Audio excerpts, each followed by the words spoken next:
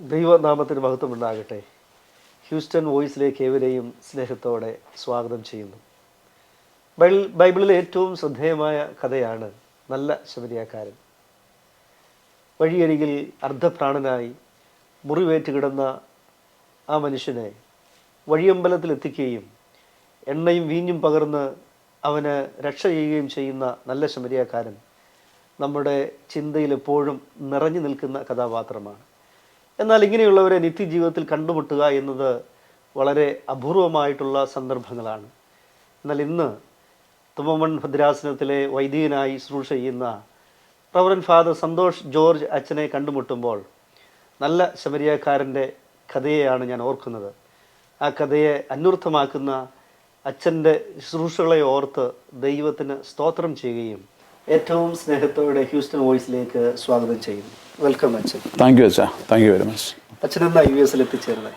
ഞാൻ 1 മാസം ആകുന്നു ഹ്യൂസ്റ്റണിലെത്തി. ആദ്യമായിട്ട് ഹ്യൂസ്റ്റണിലേക്കാണ് വന്നത് അതോ മറ്റേതെങ്കിലും? ഫിലഡൽഫിയയിലാണ് ആദ്യം വന്നത്. അച്ഛനെ കുറിച്ച് ഏറെ കേട്ടിട്ടുണ്ട്, പ്രത്യേകിച്ച് ബെത്സൈദ എന്ന് പറയുന്ന ഒരു ദിവ്യമായ ശുശ്രൂഷ. ആ ശുശ്രൂഷയെക്കുറിച്ച് 2 വാക്ക് കേൾക്കുവാനായിട്ടാണ് ഞങ്ങളിവിടെ ഇരിക്കുന്നത്. സന്തോഷം. അച്ഛനെ ഈ ശുശ്രൂഷയിലേക്ക് വരാനുള്ള ഒരു പ്രചോദനം എന്തായിരുന്നു?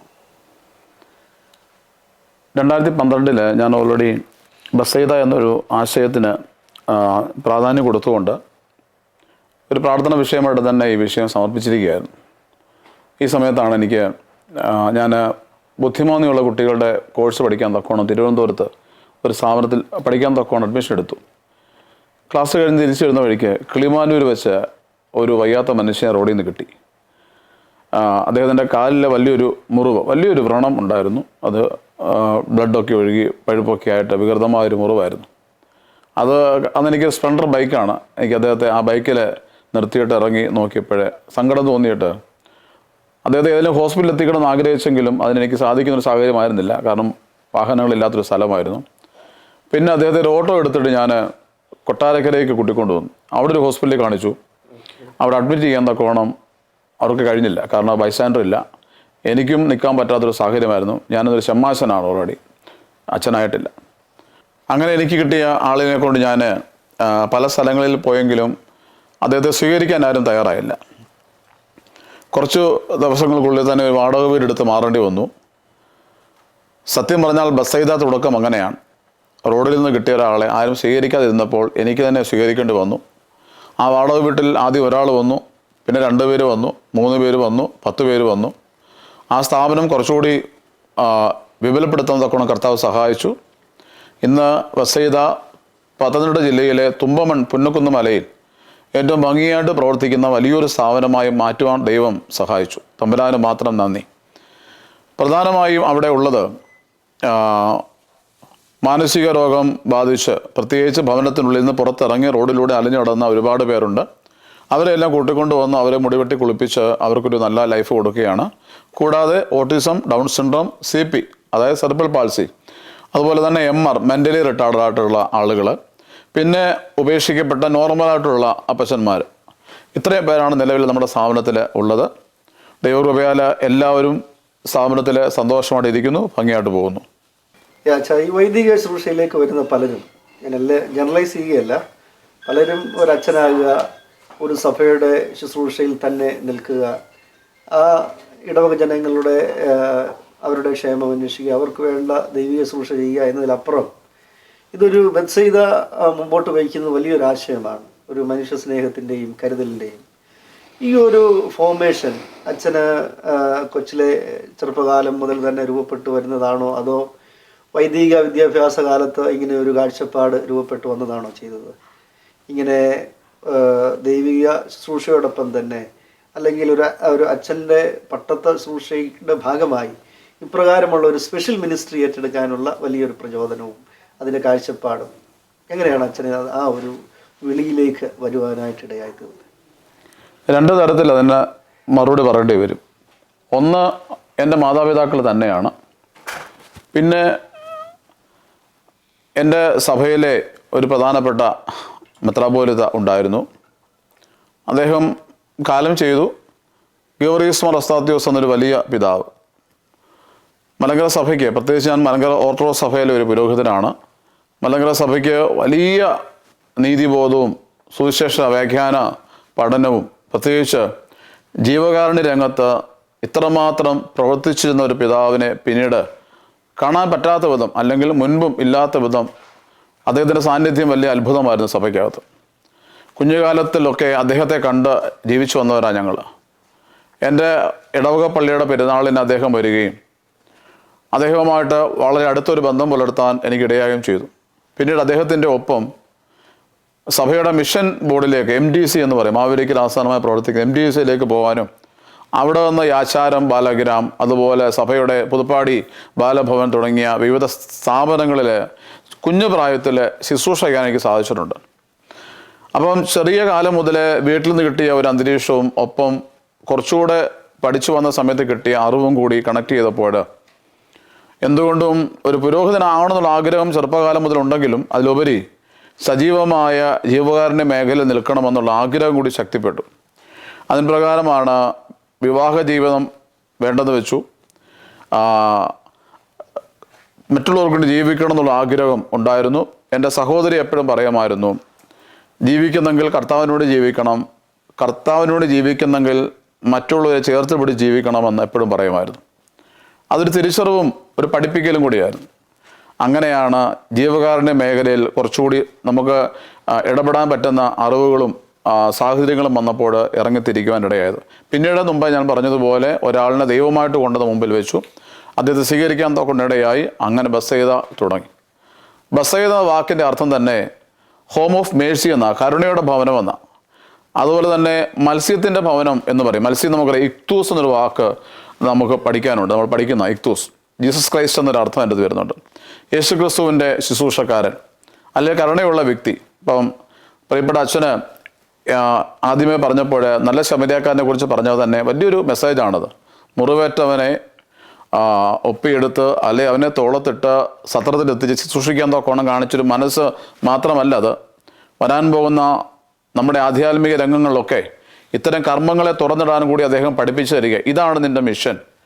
ഈ അടി കിട്ടി മുറിവുണ്ടാകുക എന്ന് മാത്രമല്ല, ഒരു മനുഷ്യൻ്റെ മുറിവെന്ന് പറയുന്നത് അവൻ്റെ നിസ്സഹായതയല്ല അവൻ്റെ മുറിവാണ്, അവൻ തകരുന്നത് അവൻ്റെ മുറിവാണ്, അവൻ്റെ പട്ടിണി അവൻ്റെ മുറിവാണ്, അവൻ്റെ തകർച്ച അവൻ്റെ മുറിവാണ്, അവൻ്റെ ഭവനമില്ലാത്ത അവസ്ഥ അവൻ്റെ മുറിവാണ്, അവൻ്റെ കടഭാരം അവൻ്റെ മുറിവാണ്, അവൻ്റെ രോഗം അവൻ്റെ മുറിവാണ്, അവൻ്റെ വേദനകളെല്ലാം അവൻ്റെ മുറിവാണ്. ഇതെല്ലാം നമ്മൾ എടുത്തുകൊണ്ട് സത്രമാകുന്ന സഭയ്ക്കകത്ത് ആ മനുഷ്യനെ സുരക്ഷിതനാക്കി ശുശ്രൂഷിക്കുകയാണെങ്കിൽ അത് നല്ല ശമരിയാക്കാരൻ നമുക്ക് കാണിച്ചത് മാതൃക ഒന്നുകൊണ്ട് മാത്രമാണ്. ഒരു കാര്യം കൂടി അതിനെക്കുറിച്ച് ഞാൻ പറഞ്ഞുകൊള്ളട്ടെ. നല്ല ശമരിയാക്കാരൻ മുമ്പോട്ട് വെക്കുന്നത് 2 നാണയമാണ്. എൻ്റെ ഒരു ചിന്ത എന്ന് പറയുന്നത്, ഞാൻ എപ്പോഴും പറയാറുള്ളത്, ആ 2 നാണയം എന്ന് പറയുന്നത് യേശു ക്രിസ്തുവിൻ്റെ ശരീരവും രക്തവുമാണെന്നാണ്. കർത്താവ് എടുത്ത് പറയുന്നുണ്ട്, ഇതുകൊണ്ട് നീ അവനെ ശുശ്രൂഷിക്കുക. മുറിവ് പൊറുക്കപ്പെടുവാൻ, അല്ലെങ്കിൽ വീണുപോകാൻ എഴുന്നേറ്റ് ചെയ്യുവാൻ, മനസ്സ് തകർന്നവൻ ബലപ്പെടുവാൻ യേശു ക്രിസ്തുവിൻ്റെ ശരീരത്തിനും രക്തത്തിനും സാധിക്കും. അവനെ ഭക്ഷിക്കുക വഴി പുതിയൊരു ജീവിതമുണ്ടാകും, ജീവനുണ്ടാകും. ഇതായിരിക്കണം സഭയിൽ ഓരോ വ്യക്തികളുടെയും സുവിശേഷമെന്ന് ഞാൻ വിശ്വസിക്കുന്നു.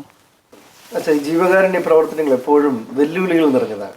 ഒന്ന്, നമ്മളെല്ലാവരും ചട്ടക്കൂടിൻ്റെ ഭാഗമാണ്. അച്ഛനൊരു വ്യവസ്ഥാപിത സഭയുടെ ഭാഗമായി നിൽക്കുന്നു.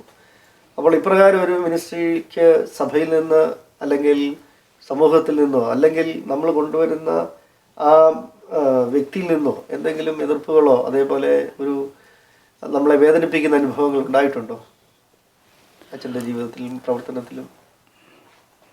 വേദനിപ്പിക്കുന്ന അനുഭവം എന്ന് പറയുമ്പോൾ അച്ഛാ, നമ്മൾ ഈ വേദനകളൊക്കെ മുമ്പിൽ കണ്ടുകൊണ്ടാണ് ഈ മിഷൻ എന്ന് പറയുന്നതിനെ നമുക്ക് പല ബുദ്ധിമുട്ടുണ്ടാക്കുന്നത്. ഇപ്പം മദർ തെരേസയുടെയൊക്കെ ബോധ്യങ്ങളെ കുറിച്ച് നമ്മൾ പഠിച്ചിട്ടുള്ളതാണ്.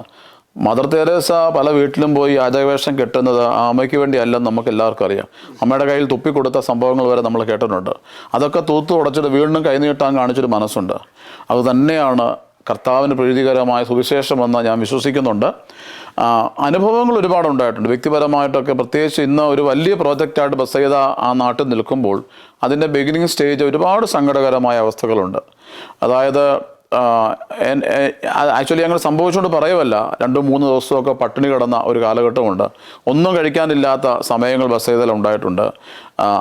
ഞാനൊക്കെ ആദ്യത്തെ 3 വർഷമൊക്കെ തറയിൽ നിലത്താണ് കിടന്നുകൊണ്ടിരുന്നത്. ഒരു കട്ടിൽ വാങ്ങാൻ അല്ലെങ്കിൽ ഒരു കുഞ്ഞു മെത്ത പോലും വാങ്ങാൻ എനിക്ക് പൈസ ഇല്ലാത്തൊരു കാലഘട്ടം ഉണ്ടായിരുന്നു. ആരോടും പരാതി പറഞ്ഞിട്ടില്ല.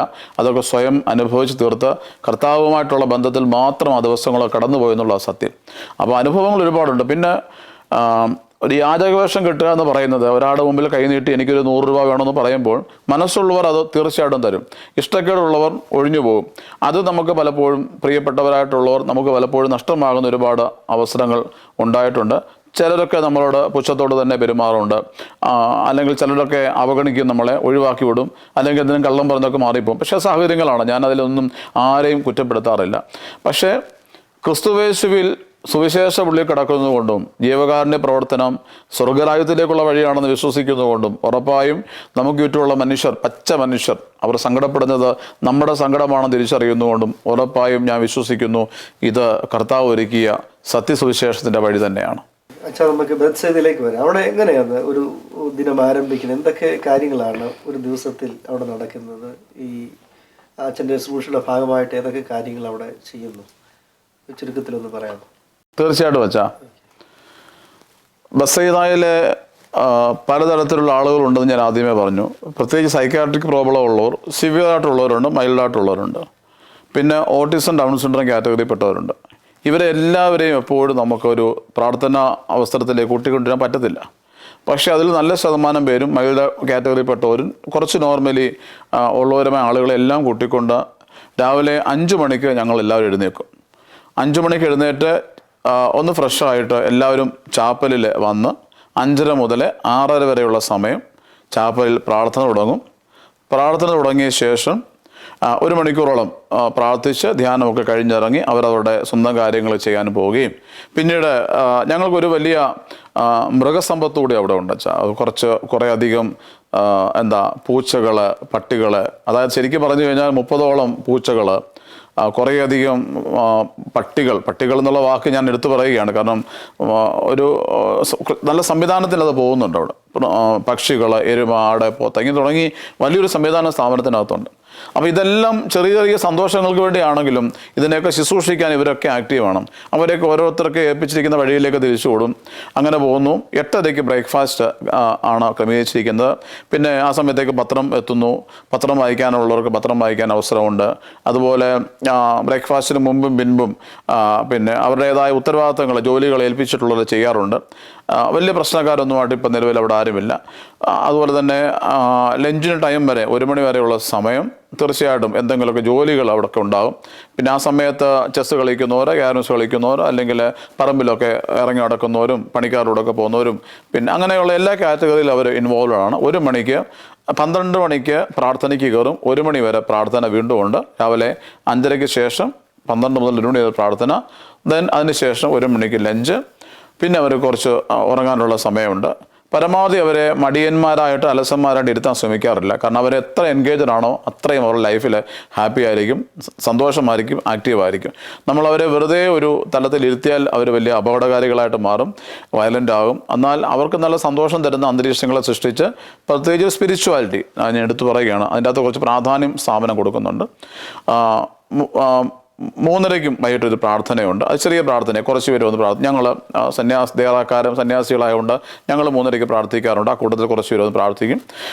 പിന്നെ എല്ലാവരും കുളിച്ച് അവരുടേതായ ജോലികളൊക്കെ പൂർത്തീകരിച്ച് 6 മണിക്ക് വീണ്ടും ചാപ്പലിൽ വന്ന് സന്ധ്യാപ്രാർത്ഥനയും അതൊരു 8 മണി വരെയും കാണും. ഇത് ഒരു ദിവസത്തെ റൊട്ടീനാണ്. 8:30 വൈകിട്ടത്തെ ഡിന്നറ്. പിന്നെ ഒരു 9:30 വരെ TV ഒക്കെ കണ്ടിരുന്ന് അവർ 9:30 ആകുമ്പോഴേ കിടക്കാൻ പോകും. ഇങ്ങനെയാണ് ഒരു ദിവസത്തെ ഒരു നോർമൽ ഷെഡ്യൂൾ ഞാൻ പറഞ്ഞത്. ഇതിനപ്പുറം പലതരത്തിലുള്ള ശുശ്രൂഷകളൊക്കെ അവിടെ നടക്കുന്നുണ്ട്.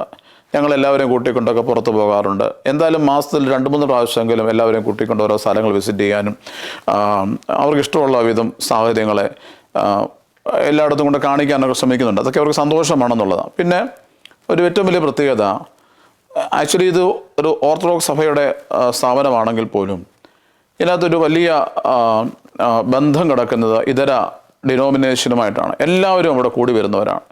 എല്ലാ കമ്മ്യൂണിറ്റിയിലുള്ളവരും അവിടെ വരും, എല്ലാ വൈദികരും അവിടെ വരും, എല്ലാ സഭാവിശ്വാസികളും അവിടെ വരും. അവിടെ ഒന്നിച്ചെന്ന് ഇവരുമായിട്ട് കണക്റ്റഡായിട്ട് പാട്ടും പാടി പ്രാർത്ഥിച്ചു പോകുന്ന ഒരു വലിയ ബന്ധം വർഷങ്ങളായിട്ട് ആ മണ്ണിലുണ്ട്. അതൊരു ശരിക്കും തുമ്പമണ്ണിനടുത്ത് പുന്നക്കുന്നൊരു മലയാണ്. ആ മലയുടെ മുകളിലാണ് ഈ സ്ഥാപനം. മനോഹരമായ ഒരു അന്തരീക്ഷമാണ് അവിടെ ഉള്ളത്. അപ്പോൾ ഈ സ്ഥലം കാണാനും ഒക്കെ ആളുകൾ ഒരുപാട് പേര് വരാറുണ്ട്, സ്ഥാപനത്തെ കാണാനും വരാറുണ്ട്. അങ്ങനെ എന്തുകൊണ്ടും എൻ്റർടൈനായിട്ട് തന്നെ, അല്ലെങ്കിൽ വളരെ ഹാപ്പി ആയിട്ട് ആ സ്ഥാപനത്തിൻ്റെ ഓരോ ദിവസവും മുൻപോട്ട് പോകുന്നുണ്ട്. അച്ഛാ, ഞാൻ മനസ്സിലാക്കുന്ന അവിടെ രോഗികളും അതേപോലെ മെൻ്റലി റിട്ടാർഡ് ആയിട്ടുള്ളവരും മെൻ്റൽ പേഷ്യൻസും ഉണ്ട് എന്ന് ഞാൻ മനസ്സിലാക്കുന്നു. അപ്പോൾ ഇവർക്കൊക്കെ എങ്ങനെയാണ് ഒരു മെഡിക്കൽ ട്രീറ്റ്മെൻറ്റ് പ്രൊവൈഡ് ചെയ്യുന്നത്?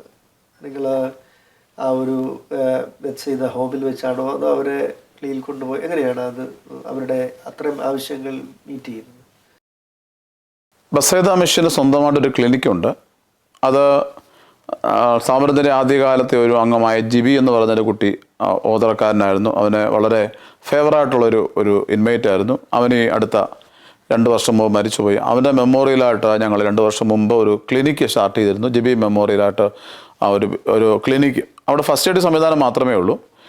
അതായത് ഒരു എമർജൻസി കേസ് വന്നാൽ നമുക്കൊരു ANM സ്റ്റാഫ് അവിടെയുണ്ട്. അവരുടെ ഫസ്റ്റ് എയ്ഡ് സംവിധാനം കൊടുക്കുന്നുണ്ട്. പിന്നെ നമുക്ക് മാസത്തിൽ 2 പ്രാവശ്യം ഡോക്ടറുടെ സേവനമുണ്ട്. അതും ഇവിടെയുള്ള പേഷ്യൻസിൻ്റെ ഡെയിലി കാര്യങ്ങളും മറ്റു കാര്യങ്ങളൊക്കെ അറിയാൻ വേണ്ടി മാസത്തിൽ 2 ദിവസം ഡോക്ടർമാരുടെ കൺസൾട്ടിംഗ് ഉണ്ട്. അവർ അടുത്തുള്ള ഹോസ്പിറ്റലിൽ ഡോക്ടറാണ് വരുന്നത്. പക്ഷേ സൈക്കാട്രിക് പേഷ്യൻസ് കൂടുതലുള്ളത് കൊണ്ടും മറ്റുള്ള കാറ്റഗറിയിൽപ്പെട്ടവരുള്ളത് കൊണ്ടും നമ്മൾ ഏറ്റവും കൂടുതൽ ആശ്രയിക്കുന്ന 2 ഹോസ്പിറ്റലാണ് ഉള്ളത് പ്രധാനമായും. ഒന്ന് തിരുവല്ല പുഷ്പഗിരിയിലെ സൈക്കാട്രിക് ഡോക്ടറായിട്ടുള്ള ഡോക്ടർ ലിസ, ഒരു കന്യാസ്ത്രീയാണ്. ഡോക്ടർ ലിസയാണ് നമ്മുടെ പേഷ്യൻസിനെ എല്ലാം കൂടുതലായി നോക്കിക്കൊണ്ടിരിക്കുന്നത്. ഒപ്പം പരുമല ഹോസ്പിറ്റലിലെ ഡോക്ടർ കുരുവിള, ഈ 2 പേരുമാണ് നിലവിൽ നമ്മുടെ ഇൻമേറ്റ്സിനെ നോക്കിക്കൊണ്ടിരിക്കുന്നത്. അതുപോലെ തന്നെ മറ്റ് കാറ്റഗറിയിൽപ്പെട്ടവരുണ്ട്, ആസ്മ പേഷ്യൻസ് ഉണ്ട്. അവരെയൊക്കെ കൂടുതലും മറ്റുള്ള എല്ലാ രോഗികളെയും കൂടുതലായിട്ട് നമ്മൾ ഡോക്ടർമാരെ കൊണ്ട് കാണിക്കുന്നത് പന്തളം ക്രിസ്ത്യൻ മെഡിക്കൽ ഹോസ്പിറ്റലാണ്. ഒരു മിഷൻ ഹോസ്പിറ്റൽ, ഡോക്ടർ ജോൺസൻ്റെ മിഷൻ ഹോസ്പിറ്റലാണ് കൊണ്ടുപോകുന്നത്. അതുകൊണ്ട് തന്നെ പിന്നെ നമ്മുടെ പരിസരത്ത് തന്നെ സർക്കാരിൻ്റെ ആരോഗ്യ രംഗത്തു നിന്നുള്ള സഹായങ്ങളെല്ലാം ഉണ്ട്. പ്രത്യേകിച്ച് നമ്മുടെ ഹെൽത്ത് ഡിപ്പാർട്ട്മെൻറ്റിൻ്റെ ഉദ്യോഗസ്ഥരും ഡോക്ടർമാരും വരാറുണ്ട്. ആയുർവേദത്തിൻ്റെ ഒരു സഹായം നമുക്ക് ലഭിക്കുന്നുണ്ട്, ഗവൺമെൻറ് കണക്റ്റഡ് ആയിട്ടുള്ള ഹോസ്പിറ്റലിൽ കിട്ടുന്നുണ്ട്. അങ്ങനെയുള്ള സഹായങ്ങളെല്ലാം അത്യാവശ്യം പ്രായമുള്ളവരൊക്കെ ഉള്ളതുകൊണ്ട് അവിടുത്തെ എണ്ണ കുഴമ്പ് ഇങ്ങനെയുള്ള കാര്യങ്ങളൊക്കെ ഫ്രീ ആയിട്ട് കിട്ടുന്നുണ്ട്. ഹെൽത്ത് ഡിപ്പാർട്ട്മെൻറ്റിൻ്റെ ഒരു പ്രത്യേകിച്ച് മഴക്കാലമൊക്കെ വരുമ്പോഴോ അല്ലെങ്കിൽ തണുപ്പൊക്കെ ഉള്ളപ്പോഴോ ഒക്കെ അവർ കൂടുതൽ മെഡിസിൻസ് കൊണ്ട് തരികയും ഒക്കെ ചെയ്യാറുണ്ട്. പക്ഷേ സൈക്കാട്രിക് മെഡിസിനാണ് കുറച്ചുകൂടി അവിടെ നമ്മൾ കൂടുതൽ വാങ്ങേണ്ടതായിട്ടും കൊണ്ടുപോകേണ്ടതൊക്കെ ഉള്ളത്. അപ്പോൾ അതിന് ഫണ്ട് കണ്ടെത്തി ഏത് മെഡിസിനും വാങ്ങി ഉപയോഗിക്കുക എന്നുള്ളത് വളരെ പ്രധാനപ്പെട്ട കാര്യമാണ്. എന്തായാലും ഈ 2 ഹോസ്പിറ്റലിനെ പ്രധാനമായും ഡിപ്പെൻഡ് ചെയ്യുന്നു. അല്ലാത്ത കേസുകളെല്ലാം നമ്മൾ പന്തളത്തെ ഹോസ്പിറ്റലിൽ പോകുക പതിവ്. ബെത്സൈദ ഹോമിൽ താമസിക്കുന്ന ഇൻമേറ്റ്സിൻ്റെ അവരുടെ ഭക്ഷണ രീതികളും അത് എങ്ങനെയാണ്? അവരുടെ ഡയറ്ററിയൊക്കെ നിങ്ങൾ അവിടെ തന്നെ കുക്ക് ചെയ്യുകയാണോ അതോ എന്താണ് അതിന് ചെയ്യുന്ന കാര്യം? ബെത്സൈദ ഹോമിന് വലിയ 2 അടുക്കളകളുണ്ട്. അടുക്കളയിൽ എല്ലാവർക്കുമായ ഭക്ഷണം ഉണ്ടാക്കാൻ 3ഓളം പേര് അവിടെ താമസിക്കുന്നു. വലിയൊരു സംവിധാനമാണ് അതിനുവേണ്ടി ഒരുക്കിയിരിക്കുന്നത്. ദൈവകൃപയാൽ ഭംഗിയായിട്ട് പോകുന്നു. പിന്നെ ഇൻമേറ്റ്സിൻ്റെ ഹെൽത്ത് വളരെ പ്രധാനമായി സൂക്ഷിക്കുന്നവരാണ്. പ്രത്യേകിച്ച് സ്ഥാപനം, ഗവൺമെൻറ് എപ്പോഴും നമ്മളെ നോക്കിക്കൊണ്ടിരിക്കുകയാണ്. ഉറപ്പായിട്ടും നമ്മളും അത് കുറച്ച് താല്പര്യത്തോടെ കണ്ടിട്ട് ഏറ്റവും ഭംഗിയായ വിധം നല്ല ഭക്ഷണം കൊടുത്തവരെ സംരക്ഷിക്കാൻ, അവരുടെ ആരോഗ്യം നമുക്ക് അനിവാര്യമായതുകൊണ്ട് അവരെ സംരക്ഷിക്കുക എന്നുള്ളത് നമ്മുടെ ആവശ്യമായതുകൊണ്ടും ഏറ്റവും നല്ല ഭക്ഷണം കൊടുക്കുക എന്നുള്ളത് സ്ഥാപനത്തിൻ്റെ പ്രധാനപ്പെട്ട ഒരു ലക്ഷ്യം തന്നെയാണ്. അതുകൊണ്ട് തന്നെ ഏറ്റവും നല്ല ഭക്ഷണം ക്രമീകരിച്ച് കൊടുക്കാൻ തക്കവണ്ണമാണ് ഇതുവരെ ശ്രമിച്ചിട്ടുള്ളത്. ഷുഗർ പേഷ്യൻസ് അവിടെ ഉള്ളവർക്ക് അവരുടേതായ ഭക്ഷണങ്ങൾ സെപ്പറേറ്റ് ക്രമീകരിക്കുന്നുണ്ട്. എന്നാലും രാവിലെ നോർമലി നമ്മൾ കഴിക്കുന്ന പോലെ തന്നെ ദോശ, ഇഡ്ഡലി, അതുപോലെ തന്നെ ഉപ്പുമാവ്, പുട്ട്, പിന്നെ അപ്പം, പാലപ്പം ഇങ്ങനെയൊക്കെയുള്ള പലഹാരങ്ങൾ രാവിലെ ഉണ്ടാക്കാറുണ്ട്. അതിൻ്റെ കൂടെ നല്ല കറികൾ, ചിക്കൻ കറികളോ മുട്ടക്കറികളോ വെജിറ്റബിൾ കറികളോ ഒക്കെ ഉണ്ടാക്കാറുണ്ട്. പിന്നെ ഇഡ്ഡലി സാമ്പാർ, ദോശ സാമ്പാർ, മുട്ട പുഴുങ്ങിയത്, മുട്ടക്കറി ഇങ്ങനെയൊക്കെയുള്ള ബ്രേക്ക്ഫാസ്റ്റ് നോർമലി വരും. ഉച്ചയ്ക്ക് സദ്യയാണ്. ഒരു 90% പേരും കഴിക്കുന്ന സദ്യയാണ്. പിന്നെ ഷുഗർ ഉള്ളവർക്ക് നമ്മൾ ചപ്പാത്തി അല്ലെങ്കിൽ ഓട്സിൻ്റെ ഭക്ഷണങ്ങൾ മറ്റു കാര്യങ്ങളൊക്കെ മേടിക്കാറുണ്ട്. 4 മണിക്ക് ചായയും കഴിക്കാൻ സ്നാക്സും ഉണ്ടാകും. വൈകിട്ട് 8:30 കോമൺലി കഞ്ഞിയാണ് വൈകിട്ട് എല്ലാവർക്കും. എന്നാലും എനിക്ക് തോന്നുന്നു ഇപ്പോൾ ബസ്സിൽ 10-12 പേരോളം വൈകിട്ട് കഞ്ഞി കഴിക്കാത്തവരുണ്ട്. അവർക്ക് ഓട്സ് അല്ലെങ്കിൽ ചപ്പാത്തിയാണ് ഇവിടെ കഴിക്കുന്നത്. നോൺ വെജുകൾ മിക്ക ദിവസവും, പ്രത്യേകിച്ച് മീനില്ലാത്തൊരു ദിവസം ഉണ്ടാകില്ല. ഇറച്ചിയും ആഴ്ചയിൽ 2-3 പ്രാവശ്യം ഉണ്ടാകും. കൂടുതൽ ചിക്കനാണ് ഉപയോഗിക്കുന്നത്. എന്നാലും ബീഫും മറ്റു കാര്യങ്ങളൊക്കെ ഉപയോഗിക്കാറുണ്ട്. അവിടെ ഒരു എന്താ പറയുന്നത്, ഒരു നോമ്പ് കാലങ്ങളൊക്കെ വരുമ്പോൾ ഞങ്ങൾക്കൊക്കെ ഉള്ളൂ നോമ്പും കാര്യങ്ങളൊക്കെ ഉള്ളൂ. പക്ഷേ ഇൻമേറ്റ്സിന് അങ്ങനെയൊന്നും ഒരു കാര്യങ്ങളും നമ്മൾ ആരും നിർബന്ധിക്കാറില്ല. പക്ഷേ ഞങ്ങളൊക്കെ നോമ്പെടുക്കുന്നത് കണ്ടോട് നോമ്പെടുക്കാറുണ്ട് അവിടെ ആൾക്കാരൊക്കെ. അങ്ങനെ ഒരു കാര്യമുണ്ട്. പക്ഷേ അവിടെ എല്ലാവരും കോമൺലി എല്ലാവരും ഒരേപോലെ തന്നെ ഞങ്ങൾ ഒരുമിച്ച് നിന്ന് ഭക്ഷണം കഴിക്കുന്നത്, ഒരേ ഭക്ഷണമാണ് ഞങ്ങൾ കഴിക്കുന്നത്. ഒരുമിച്ച് നിന്ന് ഭക്ഷണം കഴിക്കുമ്പോൾ അവർക്ക് സന്തോഷമാണ്, ഞങ്ങൾക്ക് സന്തോഷമാണ്. എങ്ങനെയാണ് ഇത് റൺ ചെയ്ത് കൊണ്ടുപോകുന്നത്? ഇതിൻ്റെ വലിയൊരു ചിലവ് ഉണ്ടെന്ന് നമുക്ക് കേൾക്കുമ്പോൾ തന്നെ അത് മനസ്സിലാക്കാനായിട്ട് കഴിയും. എങ്ങനെയാണ് ആ ചിലവൊക്കെ സന്ധിപ്പ് ചെയ്യുന്നത്? ഇതിന് പ്രത്യേക സ്റ്റാഫുകളുണ്ടോ ഇതിൻ്റെ ഓഫീസ് കാര്യങ്ങളൊക്കെ ചെയ്യാനായിട്ട്? എങ്ങനെ ഇത് റൺ ചെയ്ത് കൊണ്ടുപോകാനായിട്ട് കഴിയുന്നത്? ബസീദയ്ക്ക് പ്രധാനമായും ഓഫീസ് ബസീദയ്ക്കകത്ത് തന്നെ ഉണ്ട്. മനോഹരമായ ഓഫീസ് സംവിധാനമുണ്ട്. നിലവിൽ 8ഓളം സ്റ്റാഫ് അവിടെ വർക്ക് ചെയ്യുന്നുണ്ട്. ഫൈനാൻസ് ആദ്യകാലത്തെ പോലല്ല, കുറച്ചുകൂടി വിശാലമായ ഒരു സംരക്ഷണം സഭയിൽ നിന്നും പുറത്തു നിന്നും എക്യൂമെനിക്കൽ സംവിധാനങ്ങളിൽ നിന്നും ഒക്കെ ലഭിക്കുന്നുണ്ട്. അതുകൊണ്ട് തന്നെയാണ് ഈ ഒരു പർട്ടിക്കുലർ കാലത്തിനുള്ളിൽ അത് അറിയപ്പെടുന്ന വലിയൊരു സ്ഥാപനമായിട്ട് ദൈവകൃപയാൽ വളർന്നത്. ഒരു 13 സെൻറ്റ് ഭൂമിയിൽ നിന്ന് തുടങ്ങിയൊരു സ്ഥാപനമാണ് ഇന്നതൊരു 4 ഏക്കർ ഭൂമിക്കടുത്ത് വലിയ കെട്ടിടങ്ങളുമായിട്ടൊക്കെ അനേകരെ സംരക്ഷിക്കാൻ തക്കോണം സാധിച്ചത് ഒരുപറ്റം നല്ല മനുഷ്യരുടെ സഹായം കൊണ്ട് തന്നെയാണ്. പ്രത്യേകിച്ച് സോഷ്യൽ മീഡിയ ഏറ്റവും ഭംഗിയായിട്ട് ഉപയോഗിക്കുന്ന ഒരാളാണ് ഞാൻ മാത്രമല്ല ആ സ്ഥാപനവും. അപ്പോൾ ഉറപ്പായും ആ സ്ഥാപനത്തെക്കുറിച്ചുള്ള കൃത്യം അപ്ഡേറ്റുകൾ ഉണ്ടായിരിക്കും. അതെല്ലാം ആളുകളുടെ ശ്രദ്ധയപ്പെടുന്നുണ്ട്. കൂടുതൽ സോഷ്യൽ മീഡിയ ഉപയോഗിച്ചിട്ടുണ്ട് അതിൻ്റെ വളർച്ചയ്ക്ക് വേണ്ടി. വെബ്സൈറ്റുകൾ ഉപയോഗിച്ചിട്ടുണ്ട്, പിന്നെ വാട്സാപ്പ് കൂട്ടായ്മകൾ അതിൻ്റെ വളർച്ചയ്ക്ക് ഉപയോഗിച്ചിട്ടുണ്ട്. ഇങ്ങനെയുള്ള വിവിധതരം സോഷ്യൽ മീഡിയ പ്ലാറ്റ്ഫോമുകൾ ഒരുപാട് തണലായിരുന്നു, സാമ്പത്തിക സ്രോതസ്സായിരുന്നു അത്. പിന്നെ ഗൾഫ് നാടുകളിലും അമേരിക്കൻ ഐക്യ നാടുകളിലും യൂറോപ്യൻ രാജ്യങ്ങളിലൊക്കെ ആയിട്ടുള്ള നിരവധി സുഹൃത്തുക്കൾ ഒരുപാട് ഫണ്ട് തരിക എന്നുള്ളതല്ല, അവരുടെ മാസത്തിലെ ശമ്പളത്തിൻ്റെ നിക്ഷേപം ഒരു 10,000 രൂപയായിരിക്കാം, 5,000 രൂപയായിരിക്കാം, 1,000 രൂപയായിരിക്കാം. ഇതൊക്കെ അവർ കുറച്ച് സുഹൃത്തുക്കൾ, ഒരുപാടല്ല കുറച്ച് പേര്, എൻ്റെ സുഹൃത്ത് വലയത്തിലുള്ള ആളുകളൊക്കെ തന്നിട്ടാണ് ഈ സ്ഥാപനം റൺ ചെയ്തു പോകുന്നത്. ഇന്ന് വരെ ഇതിൻ്റെ വളർച്ചയിൽ കടപ്പെട്ടിരിക്കുന്നത് ഈ പ്ലാറ്റ്ഫോമിലെ ഒരുപറ്റം സോഷ്യൽ മീഡിയ പ്ലാറ്റ്ഫോമിലെ ഒരുപറ്റം നല്ല സുഹൃത്തുക്കളാണ്. എസ്പെഷ്യലി ഗൾഫ് രാജ്യങ്ങളിലും അമേരിക്കൻ നാടുകളിലുള്ള സുഹൃത്തുക്കൾ. അവരുടെ സഹായം കൊണ്ടാണ് ഇന്ന് വരെയും പ്രാദേശികമായിട്ടുള്ളവരുടെ സഹായങ്ങൾ ലഭിക്കുന്നുണ്ടെങ്കിൽ പോലും കുറച്ചുകൂടി സോഷ്യൽ മീഡിയ ഉപയോഗിക്കുന്നവരുടെ സഹായമാണ് ഈ ബസീദയുടെ വളർച്ചയ്ക്ക് ഇന്ന് വരെയും കിട്ടിയിട്ടുള്ളത്. അത് തുടരുകയും ചെയ്യുന്നുണ്ട്. നമ്മളെന്ത് സ്ഥാപനവും മുമ്പോട്ട് കൊണ്ടുപോകണമെങ്കിൽ പ്രാദേശികമായി ഒരു സപ്പോർട്ട് അതിനാവശ്യമാണ്. പ്രത്യേകിച്ച് പഞ്ചായത്തിൻ്റെയും അല്ലെങ്കിൽ ജില്ലാ പഞ്ചായത്ത് അതേപോലെയുള്ള ലോക്കൽ ബോഡീസിൻ്റെ ഇതിൽ എങ്ങനെയാണ് അവരുടെ സപ്പോർട്ട് അച്ഛന് കിട്ടുന്നുണ്ടോ? പ്രധാനമായിട്ടും സ്ഥാപനം ഒരു പഞ്ചായത്തിനകത്താണ്, അതായത് കുളനട ഗ്രാമപഞ്ചായത്തിനകത്താണ് ഈ സ്ഥാപനം വരുന്നത്. മെഴുവേലി വില്ലേജാണ്, ഒപ്പം താലൂക്ക് കോഴഞ്ചേരിയാണ്. തുമ്പമൺ ദേശത്തിനടുത്ത് ആണ്, ഒരു 5 കിലോമീറ്റർ വ്യത്യാസത്തിൽ പുന്നക്കുന്ന് മല എന്ന് പറയുന്ന ഒരു മനോഹരമായ ഒരു സ്ഥലത്താണ് ഈ സ്ഥാപനം നിലനിൽക്കുന്നത്. പ്രാദേശികമായിട്ട് ഒരുപാട് സാധാരണക്കാരായ നല്ല മനുഷ്യർ താമസിക്കുന്നുണ്ട്. ഇന്ന് വരെയും ബസീദ ഹോമിന് അല്ലെങ്കിൽ ബസീദ മിഷന് പ്രാദേശികമായിട്ട് ഒരു ബുദ്ധിമുട്ടും ആരിൽ നിന്നും ഉണ്ടായിട്ടില്ല. ഈ സ്ഥാപനം തന്നെ മുമ്പോട്ട് ഇറങ്ങുന്നുണ്ട് അവരുടെ വ്യക്തിപരമായ ആവശ്യങ്ങൾക്ക് വേണ്ടി. പ്രത്യേകിച്ച് കഴിഞ്ഞ ഇത്രയും കാലം ഈ സ്റ്റാർട്ടിങ് സമയം മുതൽ ഇന്ന് വരെയും എവറി ഇയർ നമ്മുടെ ആനിവേഴ്സറിക്ക് ഇവരെല്ലാം ഒരുമിച്ച് കൂട്ടും. പ്രാദേശികമായിട്ട് ഇവരെല്ലാം ഒരുമിച്ച് കൂട്ടിയിട്ട് അവരുടെ കുഞ്ഞുങ്ങൾക്കെല്ലാം പ്രത്യേകിച്ചൊരു 200, 180, 200, 250, 300 കുട്ടികൾക്ക് വരെ നമ്മൾ പഠനോപകരണങ്ങൾ വിതരണം ചെയ്യുക. അതുപോലെ തന്നെ തയ്യൽ മിഷൻ വിതരണം ചെയ്യുക, വിധവകളെ സഹായിക്കുക, ആടുകൾ കൊടുക്കുക തുടങ്ങി ഒരു പ്രാദേശിക പ്രത്യേകിച്ച് സാധാരണക്കാരെ ആളുകൾ താമസിക്കുന്നിടത്ത് അവർക്ക് എന്തൊക്കെയാണ് ആവശ്യമുള്ളത് അത് അറിഞ്ഞവരെ സഹായിക്കാൻ കഴിഞ്ഞ കുറേ വർഷമായിട്ട് സ്ഥാപനം ശ്രദ്ധിച്ചിട്ടുണ്ട്. വിവാഹ സഹായധനമൊക്കെ എല്ലാ പ്രാവശ്യവും സ്ഥാപനം കൊടുക്കാറുണ്ട്. കാരണം വൈകാരികമായ അടുപ്പമാണ്. ഒരു പറ്റം സാധാരണക്കാർ ചുറ്റും താമസിക്കുന്നു. ഒരു ക്രിസ്ത്യൻ നാമധേയത്വത്തിലൊരു പ്രോജക്റ്റ് അവിടെയുണ്ട്. ഈശോയുടെ സ്നേഹമാണ് എല്ലാവരെയും തമ്മിൽ കണക്ട് ചെയ്യുന്നത്. അതുകൊണ്ട് യേശുവരാന സ്നേഹത്തിനകത്ത് ഒന്നും മറച്ചു വെക്കാൻ പാടില്ലല്ലോ. അവരില്ലാതെ എന്ത് മിഷൻ, അവരെ മാറ്റി നിർത്തിക്കൊണ്ട് എന്ത് മിഷൻ. അപ്പോൾ നമുക്ക് കർത്താവ് പറയുന്ന പോലെ കരുണയുള്ളവനോട് ഞാൻ കരുണ കാണിക്കുന്നുവെന്നാണ്. അപ്പോൾ നമ്മൾ അവരോട് കരുണ കാണിച്ചാൽ ഉറപ്പായും കർത്താവ് നമ്മളോട് കരുണ കാണിക്കും. അതുകൊണ്ട് ഉറപ്പായും ചുറ്റുമുള്ള ആളുകളെ ശരിക്കും ചേർത്ത് നിർത്താൻ ആദ്യം മുതലേ ഈ സ്ഥാപനം പരിശ്രമിച്ചിട്ടുണ്ട്. അതുകൊണ്ട് തന്നെ അവരിൽ നിന്ന് ഒരു ബുദ്ധിമുട്ട് ഇന്ന് വരെയും ഉണ്ടായിട്ടില്ല. അതുപോലെ തന്നെ ഈ സ്ഥാപനത്തിൻ്റെ ചില ലീഗൽ വശങ്ങൾ 2012 ഈ സ്ഥാപനം നോർമലി രജിസ്റ്റർ ചെയ്തതാണ്. അതിനുശേഷം ഗവൺമെൻറ് അംഗീകൃത സർട്ടിഫിക്കറ്റ്, അതായത് OCB, orphanage control board of Kerala state.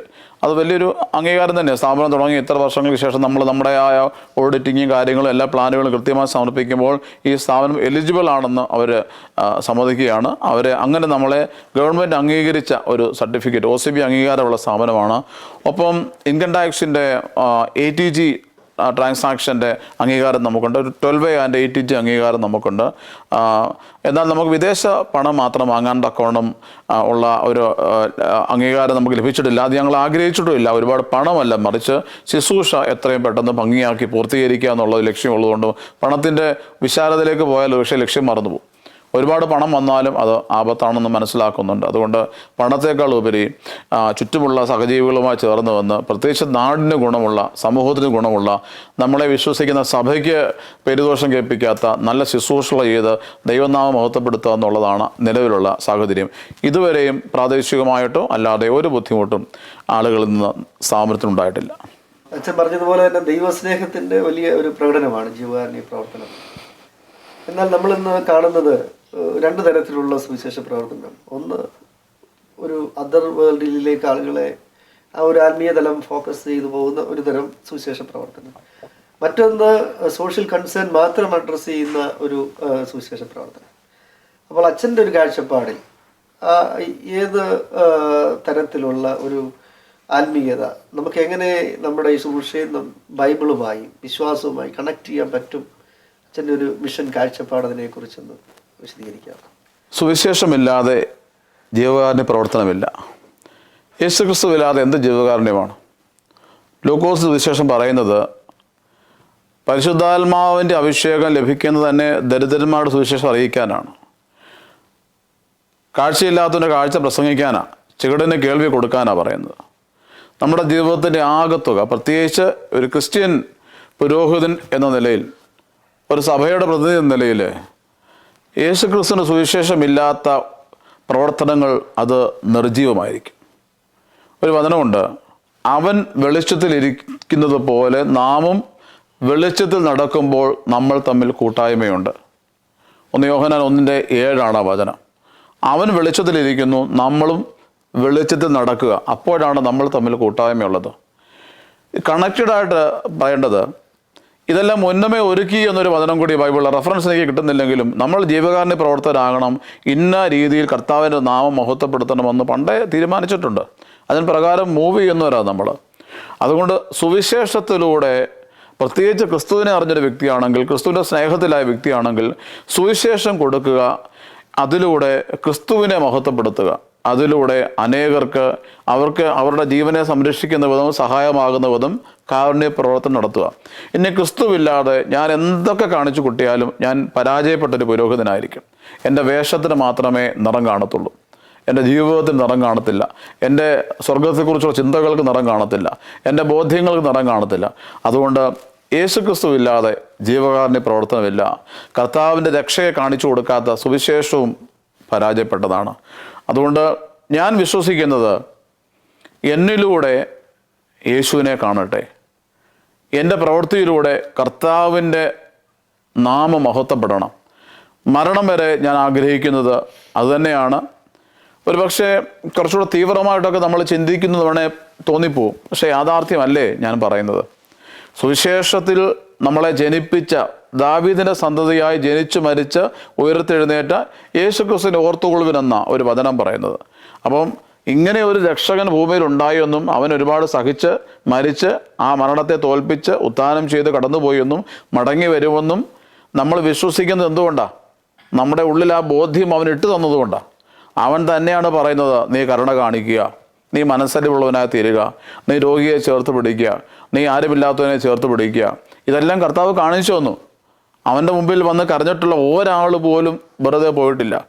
യോഹന്നാൻ സ്നാപകൻ മരിച്ചു എന്ന് പറഞ്ഞ് കേട്ടിട്ട് യേശുമ്പുരാൻ ഒരു സ്ഥലത്തു നിന്ന് വാങ്ങിപ്പോയി വേറൊരു സ്ഥലത്തേക്ക് വിശ്രമിക്കാൻ പോവുക. അത്രയ്ക്ക് ദുഃഖമുണ്ട് ക്രിസ്തുവിന്. അനേകായിരങ്ങളെ സൗഖ്യപ്പെടുത്തിയ കുറച്ച് മണിക്കൂറുകളാണ് അവിടെ നടക്കുന്നത്. വളരെ ടയർഡായിട്ടും യോഹന്നാൻ സ്നാപകൻ മരിച്ചു എന്ന് യേശുമ്പുരാൻ്റെ ചെവിയിൽ ആരോ കൊണ്ട് പറഞ്ഞു. അവിടുന്ന് എല്ലാവരും ഒഴിവാക്കി കർത്താവ് മറ്റൊരു സ്ഥലത്തേക്ക് വാങ്ങിപ്പോയി അവിടെ പോയി ഇരുന്നില്ല. അതിനു മുമ്പേ നഗരത്തിൽ നിന്ന് വലിയൊരു സംഘം ആളുകൾ വിലപിച്ചുകൊണ്ട് യേശുവേ രക്ഷിക്കണേ അനുഗ്രഹിക്കണേ എന്ന് ഓടിക്കൂടി. അവിടെ പറഞ്ഞൊരു വചനമുണ്ട്, അവൻ അവരെ കണ്ടിട്ട് മനസ്സലിഞ്ഞ് അവരുടെ മേൽ കൈവച്ചു വന്ന. അതായത് തൻ്റെ വലിയ ശുശ്രൂഷയുടെ ഒരു ക്ഷീണവും ഒരു മരണത്തിൻ്റെ ദുഃഖമൊന്നുമല്ല, തൻ്റെ അടുക്കലേക്ക് കരഞ്ഞുകൊണ്ട് വന്ന മനുഷ്യനെ ചേർത്ത് പിടിക്കാൻ ഈശോ കാണിച്ച വലിയ മനസ്സ്, അത് വലിയ ലക്ഷ്യബോധം നമുക്കുണ്ടാക്കി തന്നിട്ടുണ്ട്. നിസ്സാരമല്ല ഈ ജീവിതം, നമ്മുടെ വിളി നിസ്സാരമല്ല. ശോഭിക്കാനാണ് തിരഞ്ഞെടുപ്പ്, കത്തി ജ്വലിക്കാനാണ് തിരഞ്ഞെടുപ്പ്. കത്തി ചാമ്പലാകുക എന്ന് വേണമെങ്കിൽ പറയാം, എരിഞ്ഞു തീരുക എന്ന് പറയാം. ആ ചെയ്യുമ്പോഴൊക്കെ ആ പ്രവൃത്തിയിലെല്ലാം ഉരുകിത്തീരുന്നത് അനേകർക്ക് അഭയമായി നൽകിയ നമ്മുടെ ജീവിതമാകുമ്പോൾ നമ്മൾ ഹാപ്പിയാകും. കർത്താവിൻ്റെ സുവിശേഷം വിജയിക്കും, യേശുവിൻ്റെ സ്നേഹം അനേകരിൽ എത്തുകയും ചെയ്യും. അതുകൊണ്ട് നമ്മുടെ ജീവിതവും ക്രിസ്തുവും സുവിശേഷവും ജീവകാരുണ്യ പ്രവർത്തനം ഒന്നായി തീരണമെന്നാണ് വ്യക്തിപരമായിട്ട് ഞാൻ ആഗ്രഹിക്കുന്നത്. മറ്റൊരു ലക്ഷ്യവും നമുക്ക് ഈ കാര്യത്തിൽ ഉണ്ടാകാൻ പാടില്ല. അച്ഛൻ സൂചിപ്പിച്ചതുപോലെ തീർച്ചയായിട്ടും ദൈവസ്നേഹം നമ്മിലൂടെ മറ്റുള്ളവരിലേക്ക് പകരപ്പെടുമ്പോഴാണ് സുവിശേഷ പ്രവർത്തനം യാഥാർത്ഥ്യമാകുന്നത്. അച്ഛൻ്റെ ബേത്സതയിൽ നിന്ന് എനിക്ക് ആ വലിയ ഒരു സാക്ഷ്യം അനുഭവിക്കുവാനും മനസ്സിലാക്കുവാനും ഈ സായാഹ്നത്തിൽ കഴിഞ്ഞത് വലിയ ഭാഗ്യകരമായ ഒരു അനുഭവമാണ്. അച്ഛൻ്റെ എല്ലാ പ്രവർത്തനങ്ങൾക്കും ഞാൻ എല്ലാ ആശംസകളും അറിയിക്കുകയാണ്, പ്രാർത്ഥനകൾ അറിയിക്കുകയാണ്. അതോടൊപ്പം തന്നെ ഇപ്രകാരം ഒരു അവസരം ഒരുക്കിയ ഹ്യൂസ്റ്റൺ വോയിസ് അതിൻ്റെ പ്രവർത്തകരോടുള്ള നന്ദി ഈ സമയത്ത് അറിയിക്കുകയാണ്. അച്ഛൻ്റെ ഇനി അടുത്തൊരു പ്രൊജക്റ്റ് എന്താണെന്നും കൂടെ പറഞ്ഞ് നമുക്ക് ഈ ഒരു കോൺവെർസേഷൻ അവസാനിപ്പിക്കാമെന്ന് ഞാൻ ആഗ്രഹിക്കുന്നു. അച്ഛന് ഈ സമയം ഞാനുമായി ചെലവിട്ടതിൽ ഉള്ള സ്നേഹവും നന്ദിയും കൂടെ ഈ സമയത്ത് അറിയിക്കട്ടെ. പ്രിയപ്പെട്ട അച്ഛനോടുള്ള നന്ദിയും സ്നേഹവും ഞാനും അറിയിക്കുകയാണ്. ദൈവത്തിൻ്റെ കൃപയിൽ ശരണപ്പെട്ടുകൊണ്ട് നമുക്ക് ഒരുമിച്ചിരിക്കാൻ തക്കോണം സാധിച്ചു. അച്ഛനിവിടെ CSI സഭയുടെ ഹ്യൂസ്റ്റൺ സെൻറ് തോമസ് ഇടവകയുടെ വികാരിയാണെന്ന് മനസ്സിലാക്കാൻ സാധിച്ചിരുന്നു. അങ്ങയുടെ പ്രവർത്തനങ്ങൾക്ക് എല്ലാ ആശംസകളും നേരുന്നു. അങ്ങയുടെ കുടുംബത്തിനു വേണ്ടി പ്രാർത്ഥിക്കുന്നു. ദൈവം ഒരുക്കുകയാണ് ഈ കൂടിക്കാഴ്ച ഞാൻ വിശ്വസിക്കുകയും ചെയ്യുന്നു. അങ്ങ് ചോദിച്ചതുപോലെ ഇപ്പോൾ ഞാൻ അമേരിക്കയിൽ വന്നിട്ടുള്ളത് തന്നെ ഞങ്ങളുടെ മനസ്സിലെ കുറേ കാലമായിട്ടുണ്ടായിരുന്ന അമ്മമാരുടെ ഭവനം പൂർണ്ണമാക്കുക എന്നുള്ള ലക്ഷ്യമാണ് ഇപ്പോൾ വെച്ചിരിക്കുന്നത്. ഏകദേശം ഒരു 50 ലക്ഷം രൂപയോളം കണ്ടെത്താനുള്ള പരിശ്രമത്തിലാണ്. അത് അമ്മമാരെ കൂടി താമസിപ്പിക്കണം. മാനസിക രോഗമുള്ള, മാനസിക വെല്ലുവിളികളുള്ള അമ്മമാരുണ്ട്, ഒപ്പം ഉപേക്ഷിക്കപ്പെട്ട അമ്മമാരുണ്ട്, വീടുകളിൽ താമസിക്കാൻ പറ്റാത്ത വിധമുള്ള അമ്മമാരുണ്ട്, സ്ത്രീകളുണ്ട്. അപ്പോൾ അവരെയൊക്കെ കൊണ്ടുവന്ന് ആത്മഹത്യ ചെയ്യാതെ അല്ലെങ്കിൽ ഉരുകിത്തീരാതെ തകർന്നു പോകാതെ അവരെ ചേർത്ത് പിടിക്കുക, സംരക്ഷിക്കുക എന്ന ലക്ഷ്യം വെച്ചാണ് ബത്സൈദ മരിയൻ ഹോം എന്ന ഒരു പ്രോജക്റ്റ് ഇപ്പോൾ ഞങ്ങൾ നടത്തിക്കൊണ്ടിരിക്കുന്നത്. അതിൻ്റെ ആദ്യത്തെ സ്റ്റേജുകളൊക്കെ ഏകദേശം പൂർണ്ണമായിട്ടുണ്ട്.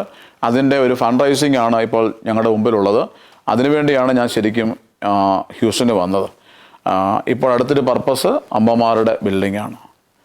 ഈ ഒരു സംഭവത്തിലേക്ക് എന്നെ പ്രത്യേകമായിട്ട് ക്ഷണിച്ചതിന് ഞാൻ നന്ദി പറയുകയാണ്. പ്രത്യേകിച്ച് ഹ്യൂസ്റ്റൺ വോയിസിനോട്, അതിൻ്റെ എല്ലാ അമരത്തുള്ള പ്രിയപ്പെട്ട സഹോദരങ്ങളോട് നന്ദി പറയുകയാണ്. പ്രിയപ്പെട്ട സാബു നൈന്, അദ്ദേഹത്തിൻ്റെ ബ്രദർ ആൻഡ് പ്രിയപ്പെട്ട സെന്നി, അതുപോലെ തന്നെ ക്യാമറ വർക്ക് ചെയ്ത പ്രിയപ്പെട്ട എൻ്റെ സഹോദരന്മാർ, ഒപ്പം എന്നെ സ്നേഹപൂർവ്വം സ്വീകരിച്ച പ്രിയപ്പെട്ട CSI ഹ്യൂസ്റ്റൺ ഇടവകയുടെ സെൻറ് തോമസ് ഇടവകയുടെ വികാരിയായ പ്രിയപ്പെട്ട ബെന്നി അച്ഛനുള്ള നന്ദിയും സ്നേഹവും അറിയിക്കുന്നു. നന്ദി, നമസ്കാരം.